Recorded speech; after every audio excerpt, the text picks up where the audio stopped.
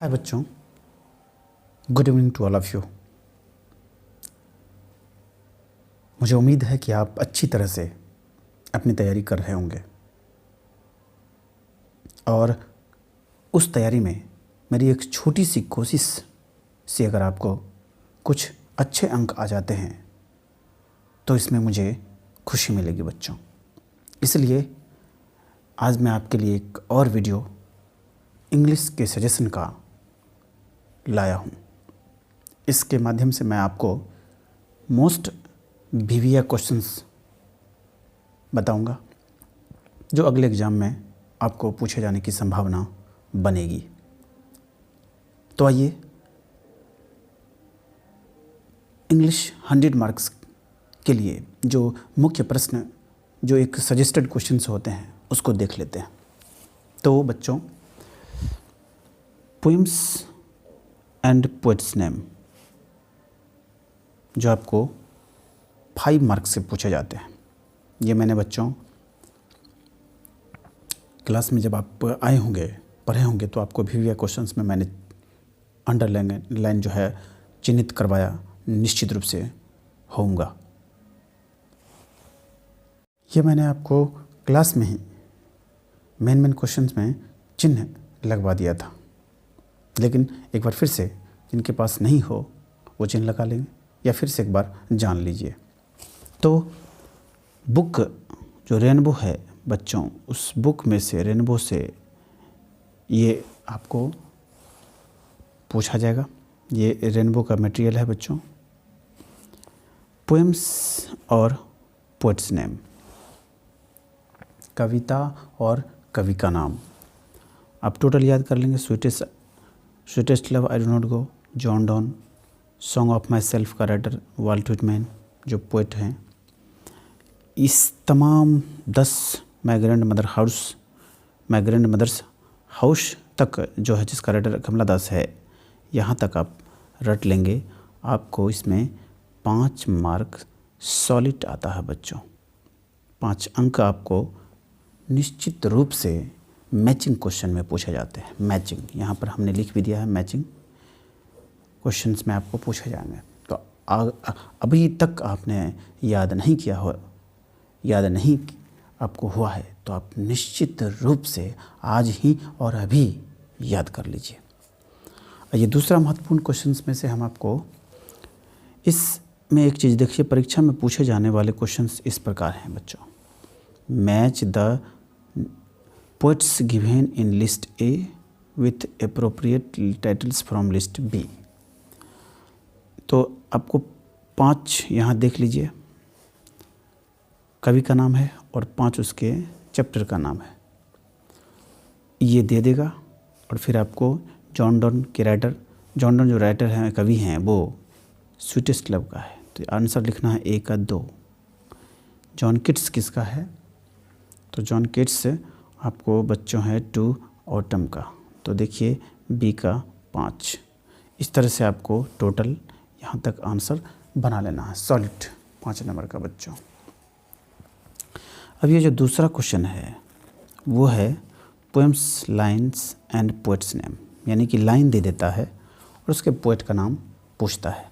जैसे दे देगा sweetest love I do not go dash dash has been composed by dash, तो आपको उनके जो राइटर हैं जो पोइट हैं उनका नाम लिखना है। लाइन दे देगा और कहेगा इसका राइटर या ये किस चैप्टर का है, इस टाइप से पूछता है। आइए नेक्स्ट पेज पर हम लोग देखते हैं महत्वपूर्ण क्वेश्चंस में।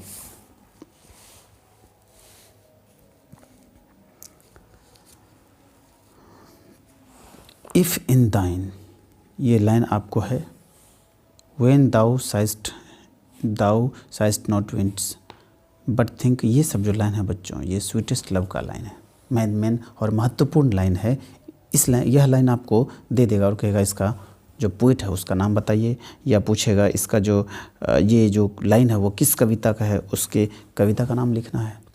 तो आपको ये याद कर लेना। सॉन्ग ऑफ माई सेल्फ इसी टाइप से बच्चों है, ये महत्वपूर्ण लाइन है कविता का, और ये लाइन दे देगा कहेगा इसका राइटर कौन है या इसके किस कविता का है, तो आपको जब लाइन याद रहेगा, आई सेलिब्रेट किस कविता का लाइन है, तो आपको हो जाना चाहिए सॉन्ग ऑफ माई सेल्फ का है। राइटर पूछेगा तो वो नाम दे देंगे। तो ये जो तमाम चैप्टर है बच्चों, इसमें से हमने भिविया कुछ लाइन्स ले करके आपको याद करने के लिए दिया है, ताकि अगर भिविया लाइन से पूछता है तो आपको आ जाना चाहिए। एक दो बार देखेंगे तो निश्चित रूप से आपको आना चाहिए। अब जैसे कुछ चीज़ें तो स्पष्ट है, जैसे ये क्वेश्चन देखिए इस पेज में कि देयर इज ए हाउस वाली बात है तो लास्ट कविता में हमने पढ़ाया हुआ है। अगर मान लीजिए वॉइस ऑफ माई एजुकेशन की बात हो रही है, सेड टू मी, समझ आइए मेरे अंदर की आवाज़ ने मुझसे कहा कि उसे नहीं मारना चाहिए, तो सांप की चर्चा हो रही है, D.H. लॉरेंस यानी कि स्नेक का। सोल्जर में अगर ये लाइन है इफ़ आई शुड डाई, अगर मैं मर जाऊँ think only this of me, तो ये मरने की बात, ये जो देश पर कुछ कर गुजरने की बात किस में है, तो सोल्जर में है। जैसे मान लीजिए बच्चों एन एपिटाफ में I think she was the most beautiful lady की चर्चा है, तो इसका मतलब है बच्चों कि वह निश्चित रूप से एन एपिटाफ का है। ब्यूटी की वाली बात जो है वो एन एपिटाफ का है। तो ये कुछ चीज़ें हैं जो पकड़ने का, सीजन वाली बात आएगी या सॉन्ग्स ऑफ स्प्रिंग वाली बात आएगी तो टू ऑटम का किड्स का है। तो कुछ न कुछ चीज़ें हैं जो आपको पता चल जाएगा कि ये फलां कविता का लाइन है और इसके राइटर ये हैं। चलिए, यह आपको 3 से 4 नंबर में पूछा जाएगा ऑब्जेक्टिव क्वेश्चन में बच्चों। अब देखिए explanation of the poem. Explanation of the poem lines में देखिए बच्चों, आपको दाउ लव्स्ट me as thou सेस्ट if in दाइन माई लाइफ, यहाँ होगा बच्चों माई लाइफ दाउ वेस्ट। तो ये जो लाइन है ये कविता का line, now the lips are falling fast and think this heart evils, जैसे मैकाविटी, जैसे आप ले लीजिए there is a house, I think. ये जो लाइन है बच्चों, ये लाइन आपको मेन लाइन का एक्सप्लेनेशन मैंने दे दिया है। तो एक्सप्लेन करना है आपको, इस पंक्ति से शुरू करते हैं, the present lines have been taken from dash कविता, माना जिस कविता से लिया गया, उसको एक दो को याद करेंगे तो निश्चित रूप से सब आप बना सकते हैं। लाइन अगर आपको याद आए तो लाइन आपको इस पिछले चैप में जो पेज है इसमें आपको है ही महत्वपूर्ण लाइन सब, वो किस लाइन का कविता है ये अगर आप थोड़ा सा भी दिमाग लगाएंगे तो आपको क्वेश्चन नहीं छूटेगा। तो ये था एक्सप्लेनेशन बच्चों। अब आइए नेक्स्ट पेज पे, प्रोज फॉर 100 मार्क्स में क्वेश्चन आंसर। तो एक महत्वपूर्ण जो क्वेश्चन आंसर मैंने लिया है, how did the ancestors enjoy true home rule या व्हाई इज लॉ मूव, ये सब जो क्वेश्चन है बच्चों, in that extent did Zakir Hussain से भारत इज माई होम, ये जो आपने सजेशन लिया है और आपके पास जो है उसमें खाली आप टिक लगा लेंगे, आपको निश्चित रूप से ये आपको पूछा जाता है। इसमें हमने पूरा भिविया क्वेश्चन बच्चों ले लिया है, पूरा भिविया ही इसमें दिया है ताकि ये आपको कहीं से कोई क्वेश्चन छूटे नहीं। इसमें 14 क्वेश्चन है बच्चों, 14 क्वेश्चन तक आपको महाभिविया बहुत ही इम्पोर्टेंट क्वेश्चंस हैं। आप यहाँ से शुरू से 14 क्वेश्चन तक आप निश्चित रूप से रट लेंगे, उम्मीद है आ जाना चाहिए इसमें से। आइए, ये तो क्वेश्चन आंसर हुआ बच्चों। अब हम लोग देखते हैं समरी कौन कौन पूछेगा इस बार के लिए। तो समरी में हमने स्वीटेस्ट लव को भिविया किया है, सॉन्ग ऑफ माई सेल्फ को भिविया किया है, उसके बाद मैंने भिविया किया है बच्चों इस साल, वो है आपको दी सोल्जर और माई ग्रैंड मदर्स हाउस। इस सब में से कोई न कोई आपको बच्चों निश्चित रूप से आपको पूछा जाएगा, ये मेरा अनुमान है, ये मेरा आश्वासन है। एक इसमें से अगर मैं आपको 3-4 दिया हूँ, now the lips are falling fast को अगर याद कर लेते हैं तो ये भी बहुत बड़ी और बहुत ही अच्छी बात होगी। तो ये समरी आप ज़रूर याद करें, कम से कम 3-4-5 लाइन, 5-7 लाइन, 5-7 लाइन करके आप याद करें। अब इस साइड आइए बच्चों, समरी का जो क्वेश्चन है इस प्रकार से पूछा जाता है। देखिए क्वेश्चन मॉडल भी है, write the summary of any one of the following poems. निम्नलिखित पोएम्स में से आप समरी लिखिए। Sweetest love I do not go, song of myself, an epitaph या now the leaves are falling past. तो इसमें चारों क्वेश्चन बच्चों इम्पोर्टेंट हमने दे ही दिया है, आप उसे ज़रूर याद करिए, निश्चित रूप से आपको आंसर आ जाएगा। अब ये प्रोज यानी कि गद्य भाग जो है बच्चों, वो तो पोएम्स भाग था, इसमें आपको 1 से लेकर 11 तक जो है रट लेना है। आपको कम से कम 4 से 5 मार्क्स के ऑब्जेक्टिव में पूछे ही जाते हैं, आप निश्चित रूप से इसको याद कर लीजिएगा। चैप्टर का नाम और उसके राइटर का नाम, ऑथर का नाम। अब बच्चों है the author's of Bharat is my home, ये जो क्वेश्चन मॉडल है वो देखिए, the author of Bharat is my home, तो आप कहेंगे जाकिर हुसैन, जो भाषण दिया था बच्चों उसकी बात है इसमें, ऐसे पूछा जाता है।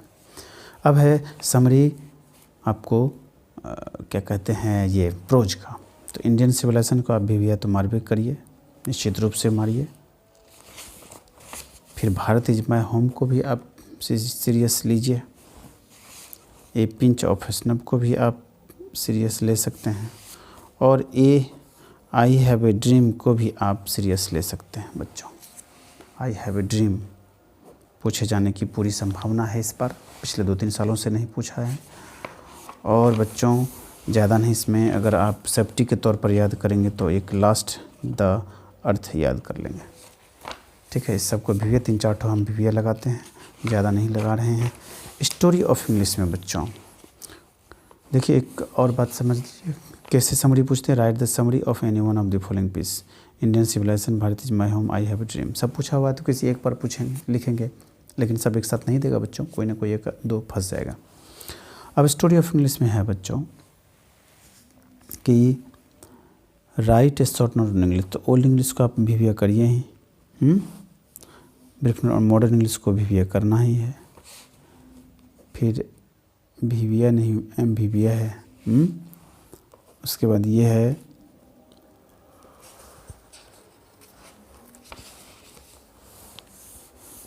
अब आइए देख लेते हैं इसमें, discuss the relevance of English in India, साथ में what led English to borrowing. ये जो बच्चों है, ये जो आप देख रहे हैं ये स्टोरी ऑफ इंग्लिश का क्वेश्चन है, ये क्वेश्चन तो याद कर ही ले। इसमें जो हमने स्टोरी ऑफ इंग्लिश की एक छोटी सी 2 पेज वाली आपको दिया था सजेशन ये मटेरियल, उसमें आपको ऑथर्स नेम और क्वेश्चन आंसर उससे याद कर लेंगे। मुझे उम्मीद है बुक में एक भी क्वेश्चन आपको नहीं छूटेगा, नहीं मिस करेंगे। तो ये 100 वाली बुक में आपको बच्चों कहाँ से क्या है वो सारी चीज़ें पूछा जाती हैं, और इसमें निबंध या संक्षेपण वो व्याकरण की चीज़ है, इसलिए इसमें मैंने नहीं दिया है। और आपको यह सजेशन निश्चित रूप से याद कर लेना चाहिए। अब देखिए बच्चों, जो हमने ग्रामर दिया था यहाँ पे तो शुरू में मैंने आपको लिख ही दिया है सारा syllabus, time, tense, modal verbs, voice, narration, article, preposition और कंबाइन द सेंटेंस। फिर unseen passage, precis, essay, translation, letter writing, इसमें प्रीसिस नहीं है, तो इतना सारा मिला करके आपको 20-25 से इससे 20-25 उससे आपको पूछे जाएंगे 100 नंबर के। अब तो सबसे पहले टाइम टेंस पढ़ेंगे आप, कौन कौन चीज़ हम पढ़ाएंगे क्लास में, उसके बाद इस सब चीज़ पर जाएंगे। और ऐसे जो है बच्चों, वह ऐसे आप क्या याद करेंगे सो देखिए।